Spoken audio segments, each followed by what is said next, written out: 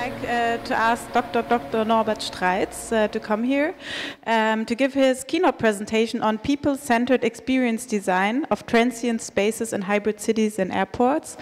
And we're very happy that Dr. Norbert Streitz is with us today. Just to introduce you to our colleague, Joanna Schlauderbach. She will, from now on, because we are a bit behind schedule, she will be our timekeeper.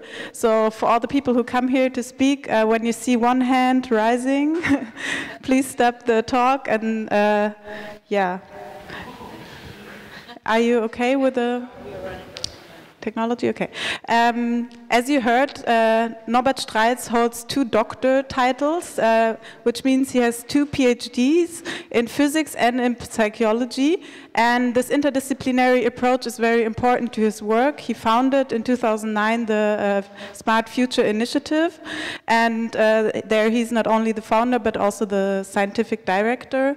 And we're very looking forward to his keynote lecture, where he will talk about the smart cities, the risks and opportunities, and yeah, thank you for being here with us, and we're looking forward. Okay, just a minute. Thank you very much. Just starting this, yeah. All right. Okay, yeah, thank you very much for inviting me here. It's a great pleasure to be in Brussels. Last time I was in Brussels is about 5 or 6 years ago, but I've been to Brussels very often with all kind of EU projects and different kind of functions. Let me get my... And so it's a special pleasure to be here in this more artistic content. I'm not an artist myself, as you have heard, but I'm very disciplinary in terms of my thinking and collaborations, etc. And so you will hear today a kind of a keynote as a framework for the larger picture of what smart cities, connected cities are all about. So, oh, I have to turn it on. You see technology. It's not just thinking. Okay. So what I especially like about the title of your network is that you choose the title Connecting Cities and not Connected. And I think this was done by purpose, although I haven't spoken about this with you. Because just connecting cities, just having cities being connected is a different thing than connecting them. And so I think there's an active versus passive phrase or formulation of this. What I'm more using is these terms of hybrid city, smart city, etc. And there are so many facets to be covered here. But of course, I cannot do this within the time, especially since my time was also shortened from versus the original plans. So it's more like a conceptual framework, and so there are a lot of individual different types of activities which are going on, but they all contribute to the hybrid, smart, connecting cities agenda. So my view here, or my proposal, is to take what has been called a human or people or citizen-centered design principles and apply them to this kind of new content. But there are also a number of new challenges which have to be looked at. It should be, in order to tackle it, it should be a well-defined problem, but unfortunately it's ill-defined problems in terms of from a psychology point of view and human problem solving. I don't know why this isn't working here. It worked before. Okay, so I have just to go here all the time. So, a quick overview. I would like to present you with an introduction of what we're in. We're in what's called the urban age. And I will present you with some visions in the past, because that's sometimes very interesting, what people thought in the past. I will touch briefly on some notations. I will come up with some design goals of what I call a humane, sociable, hybrid city. I will stress the part of a shift from interaction to experience design. I give you some application examples. And then at the center of the presentation is the idea of having the human in the loop when you design and build and propose smart environments. And there especially the issue of privacy is a very important aspect, which I think we have to deal with now also in the real and the hybrid environment, and not only on the web type of interface. And then in the end, I will make, as time permits, a short example in terms of how you can also consider airports as transient spaces, as transient smart cities, and I will come up with a summary.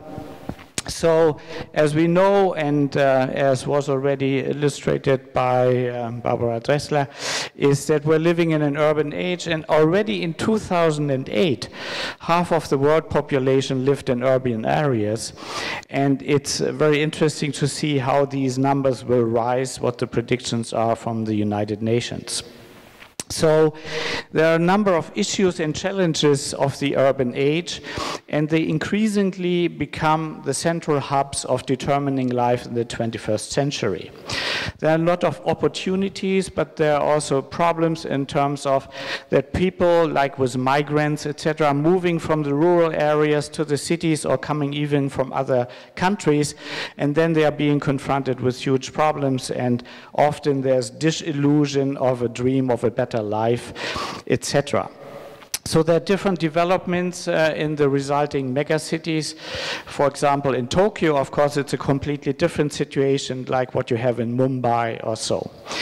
Then another perspective, and I think that might be also interesting for the artists who work here, to have two perspectives. One is the citizen's perspective, which I think most of you take when you have artistic content, but you can also have a look maybe at the administrators of these cities, those people who make the city run, providing the infrastructure, etc., and also providing maybe tools for them in a different way. We can address this later on and maybe in the panel or in the discussion, because there's no time here to cover it, to have those people also being supported or illustrated with certain aspects.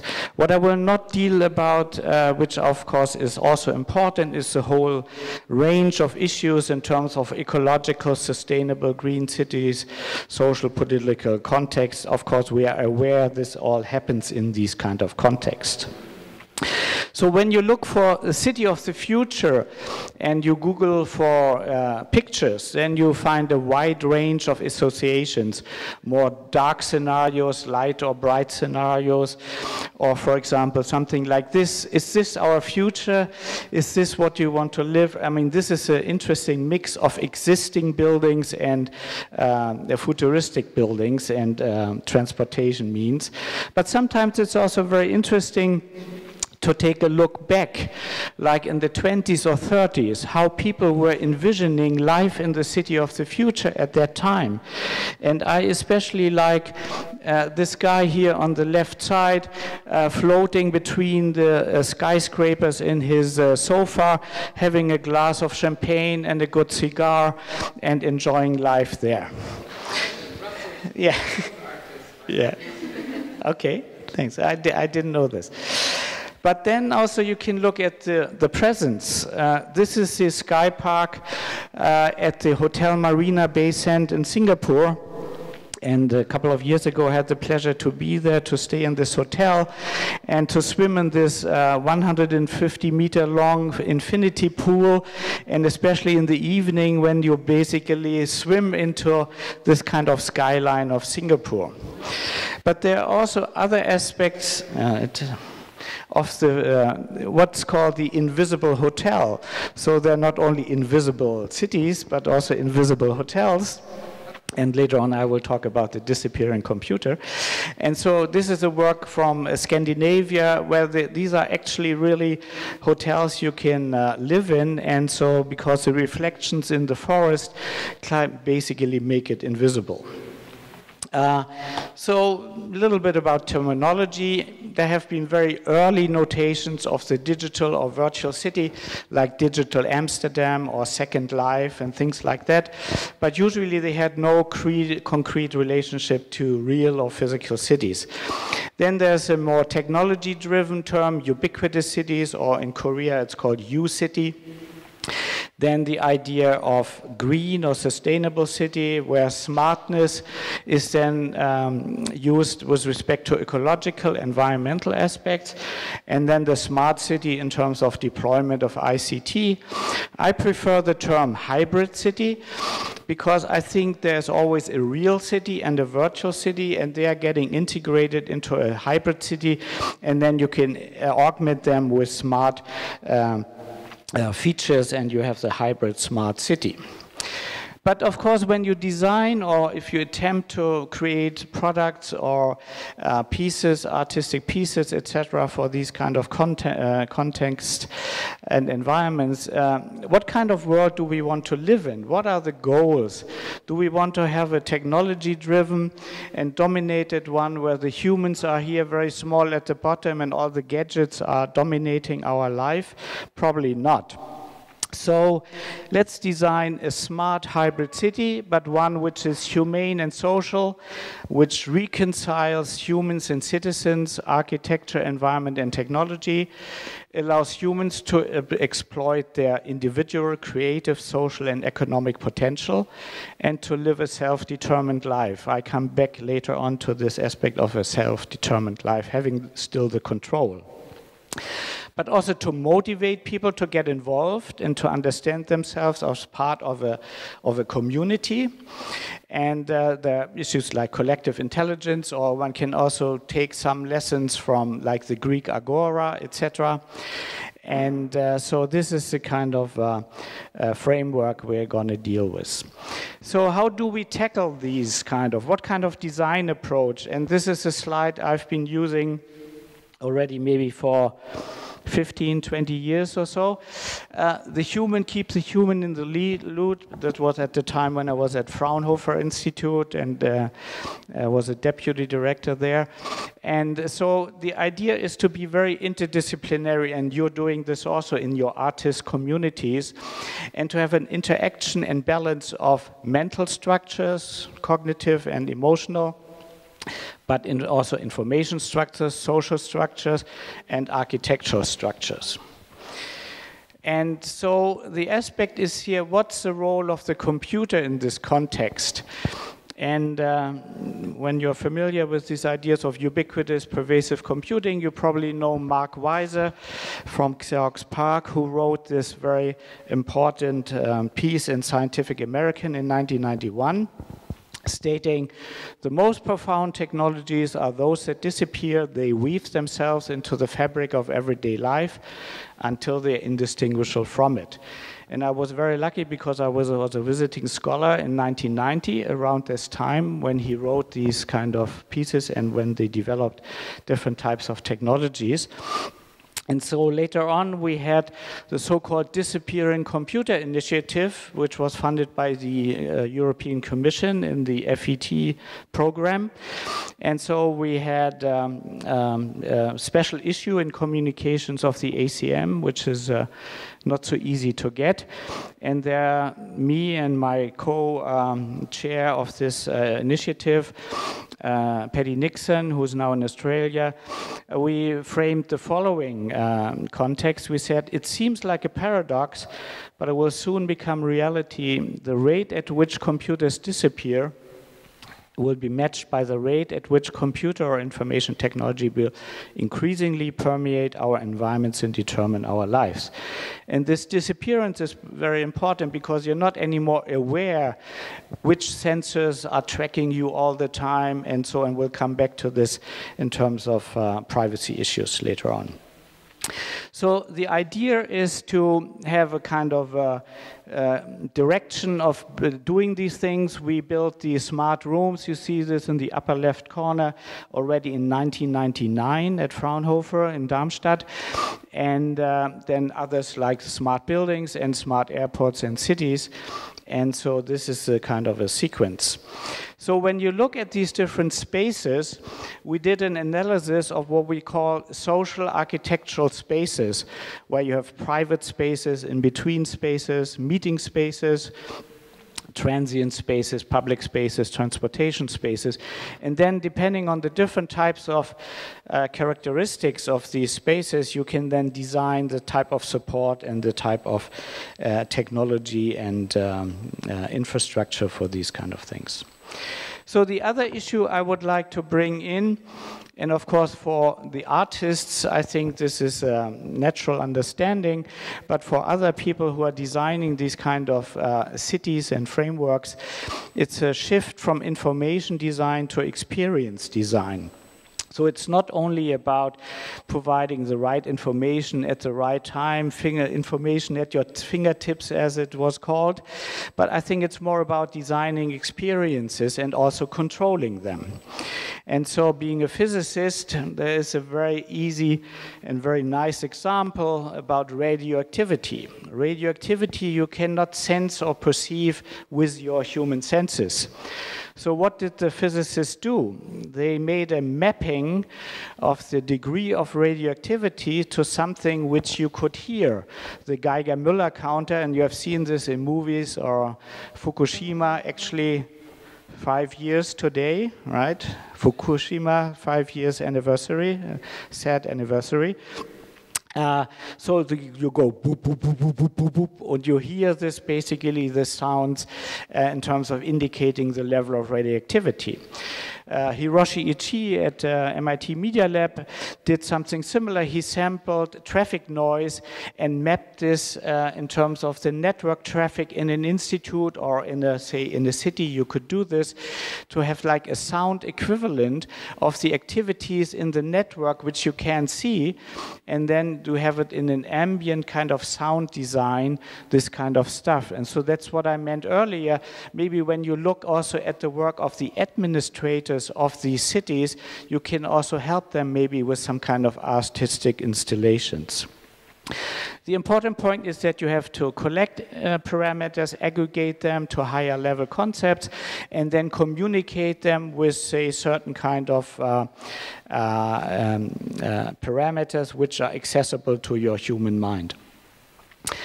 Perception and experience of the world is changing.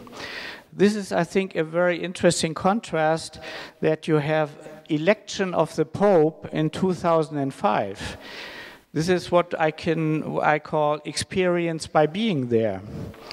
And then you have the election of the Pope 8 years later, experience via recording, right? People are, although they are still present, it's not enough. They just perceive it through their smartphones or tablets, etc.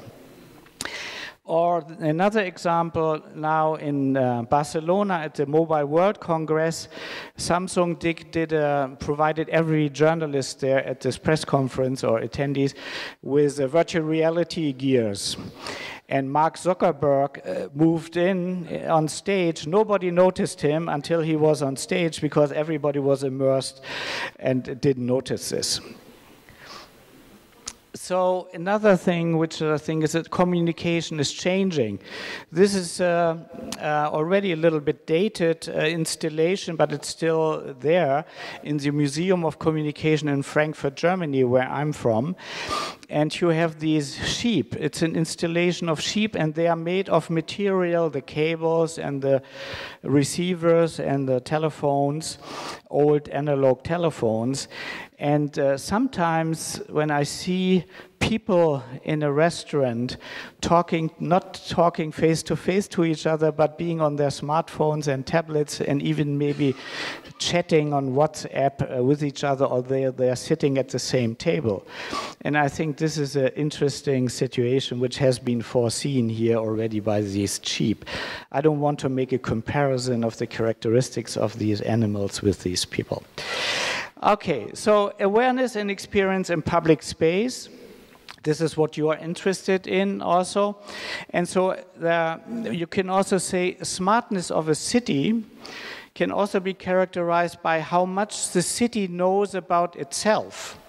And I think that's also an interesting aspect the artists in these kind of networks could address, to have some kind of a feedback or a reflection of different statuses of the city and provide this like air or sound pollution level in the city. There was a project a long time ago in Berkeley, funded by Intel at that time, when I was at UC Berkeley as a visiting scholar. And but also all kinds of activities you can do this. There's no time to go into the detail. I would like to point out one example.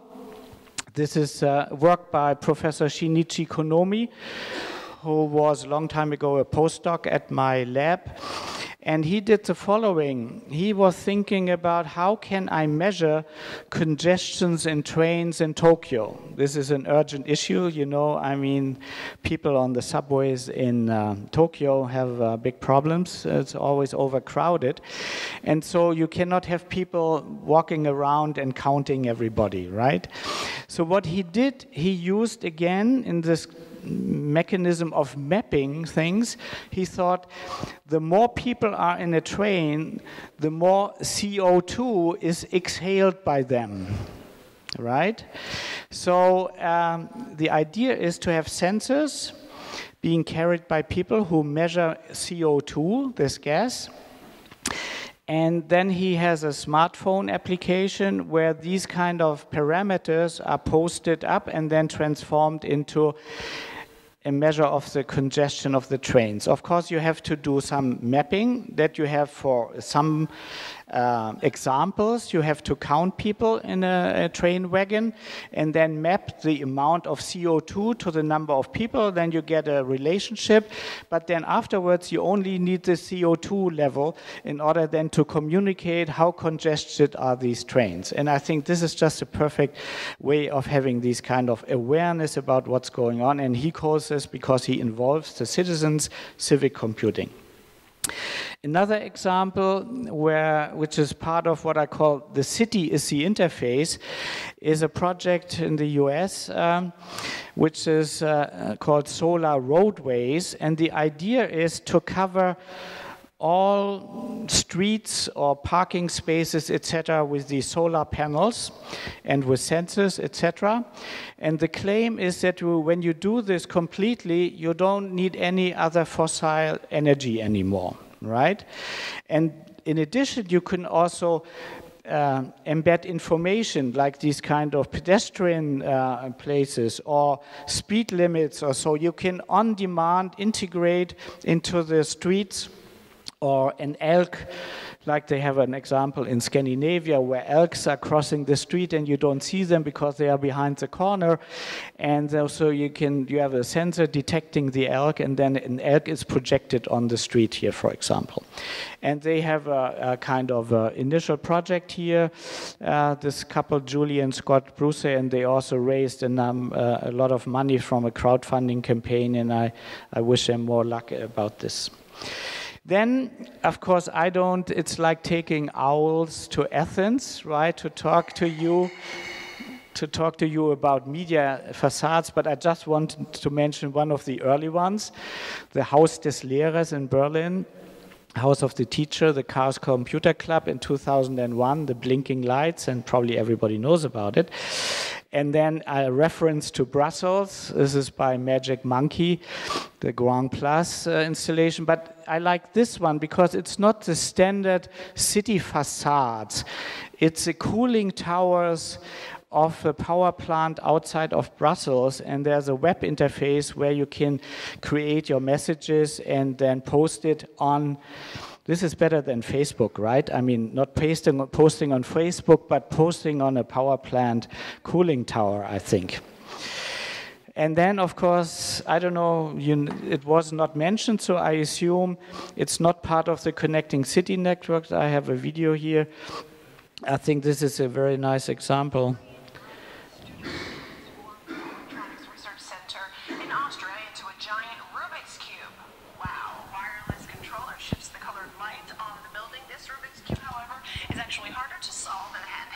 You can only see two sides of it at a time. The creator behind this giant puzzle did it for his masters. Sorry, but this was just a comment, but I forgot, where's the sound cable? There was a sound cable before.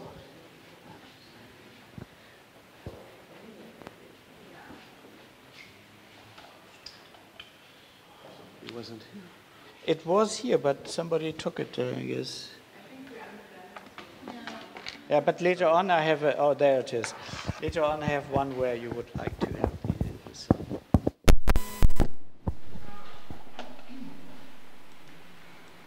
this. I think he deserves an A. I think so too. And if you try it, you can look like a big boob in front of everybody, the whole neighborhood. Okay. So I think the important thing here is that it's a real hybrid installation. You have a physical Rubik cube in your hands, and it reflects then on the Ars Electronica Center.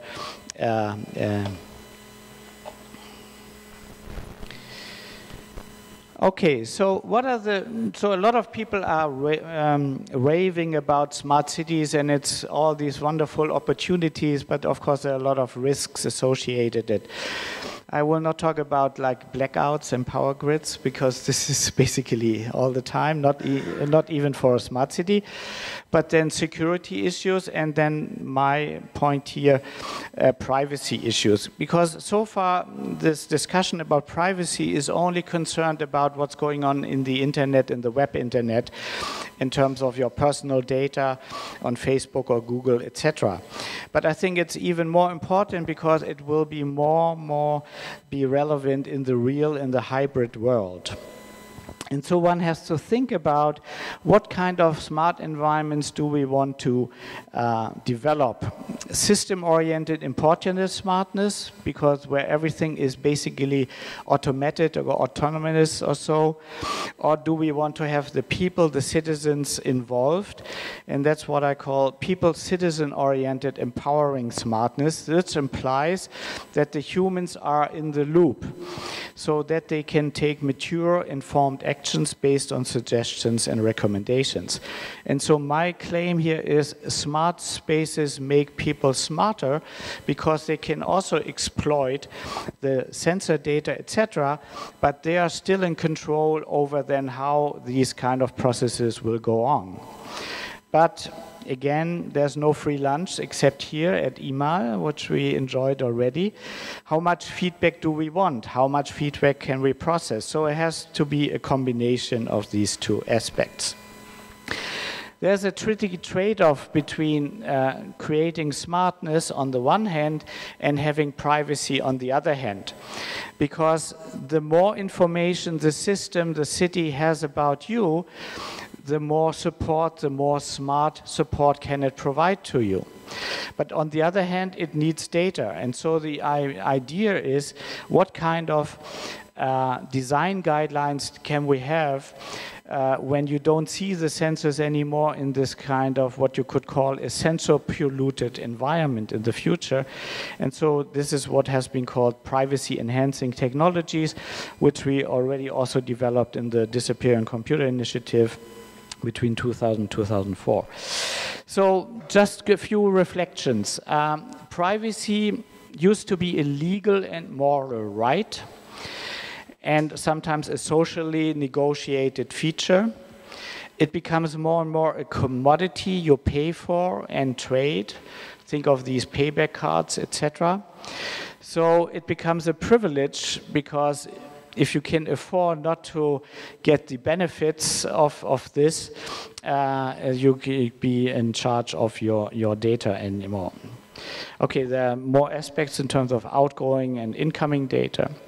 And here I found a very nice cartoon which says two pigs in the barn, and they're talking about the free model. Isn't it great? We have to pay nothing for the barn. Yeah, and even the food is free. Yeah? Facebook, or you name it, and you. If you're not paying for it, you're not the customer, you are the product being sold. So you're paying with your data, basically. And remember this, the time where you could do private calls in a public space and different kind of phone booths. When I was in Korea some years ago, I found this empty telephone booths because everybody is on mobile in Korea. And probably they have ripped this away, but I could have proposed them a new business model for this. I got this cartoon, talk in private for 25 cents. And as this was a cartoon, later on, this has been now initiated in New York City by the mayor de Blasio, who wants to turn the old phone booths into Wi-Fi kiosk and also have these kind of phone booths re-established. And it's at the very 8,400 phone booths will be converted this way. So there are a number of privacy issues in hybrid and smart cities. And so I will not have the time to go through all of them. The important point is that while you're on the internet, you can always, or in many cases, still work with fake identities, being anonymous, etc. But when you're in the real world, the people, the systems, etc., the providers know where you are. They can locate you. And also when there's cameras around you, they will say, yeah, this is Norbert Streitz going through this door. So you cannot say, I haven't been there or I'm not this person. And furthermore, in the future, all objects or parts of them will be tagged, have integrated IDs.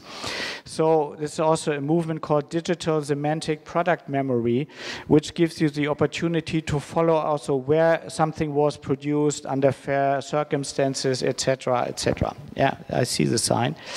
But I started late, right? We started late. So this is not my fault. So there are a number of privacy issues in hybrid and smart cities. And so soon it will be there that you are kind of basically followed all the time. And there will be scenarios like what you have seen maybe in Minority Report, which was produced in 2002 for a future of 2054. I think the future is 2016 there, that you're going into a store and you will be addressed by your name, and you bought a shirt a week ago or 2 months ago, it's time for a new one, right? So my claim is privacy should be considered a value-adding experience and a USP. There are a lot of people, especially in Germany and Europe, who say, oh, the Americans, they have all these free access to data, and if we don't allow this in Europe, and there's currently EU legislation working on this, then we are falling behind and we cannot do the business correctly. I say, on the contrary, consider and treat privacy as a value-adding experience. This requires a privacy by design approach that has to be integral and initial part of the design considerations, and I think it could be a USP for European industry. And there's a good example, the country of Iceland. They came up with a new model in terms of their jurisdiction and also in terms of physical safety. And so they are offering privacy and security for a lot of cloud-based computing, and for example, and also with their own cable from Iceland to Denmark, not via Great Britain, etc. I don't have time to go into this. So remember when smoking, many, many years ago, nobody would have thought of, because a lot of people say, yeah, privacy, it's too late. We cannot save it anymore. Data are compromised. Remember smoking, when you look old movies, etc., it was, nobody would have thought that it would be banned 10, 20 years later. And this is a picture from the elevator in our hotel.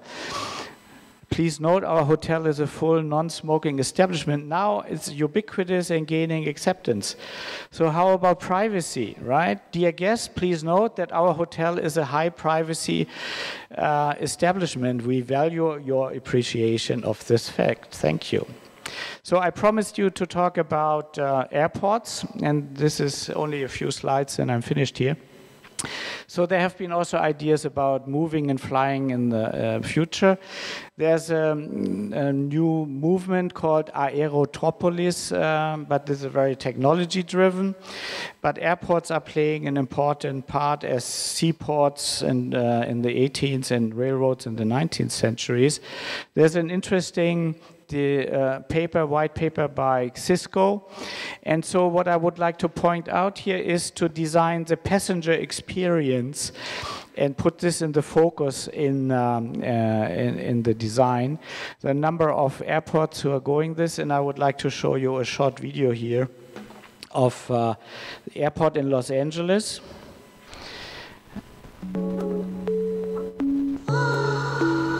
September 2013. The new Tom Bradley International Terminal opens to the public. I think a very unique media installation, and I had the chance to be there now in August last year, and it's this kind of clock tower there especially, which raised my interest. The goal? Enhance the passenger experience. Bring back the magic and romance of travel. More than 16 months of intensive multidisciplinary work are needed to produce an immersive multimedia. Each has a unique identity that's linked to a key. The Time Tower is the centerpiece of the new terminal. It's constantly evolving from an architectural icon to a tribute to the silent film era to an art piece that expresses a floating, dreamy time of travel. As the clock strikes the hour, an immersive moment of wonder that spreads to other features. Floating above the main hall as passengers enter, the storyboard tells atmospheric tales from Los Angeles and destinations both real and imagined. A new generation of departure work, music, and effects are linked to real-time flight data. They change to reflect the destinations of outbound flights. Arriving in Los Angeles, passengers are greeted by the luminous welcome wall, an invigorating splash of energy 8 stories high. And there's another example, but I don't show the video here, from Singapore Airport, the so-called social tree, which involves people being there and sharing their pictures, and when they come back, they can look at that. So, my 6 claims for future developments. The more the computer disappears and becomes invisible, the more it determines our lives. It's all there in the environment, the world around us. The city is the interface. There's a shift from information design to experience design, people-oriented design, and people empowering smartness by having the human in the loop. Smart spaces make people smarter. Privacy might become a commodity and a privilege unless we treat it as a value-adding experience, employing a privacy by design approach and turning it into a USP for European industry. Thank you very much. Thank you. Thank you very much.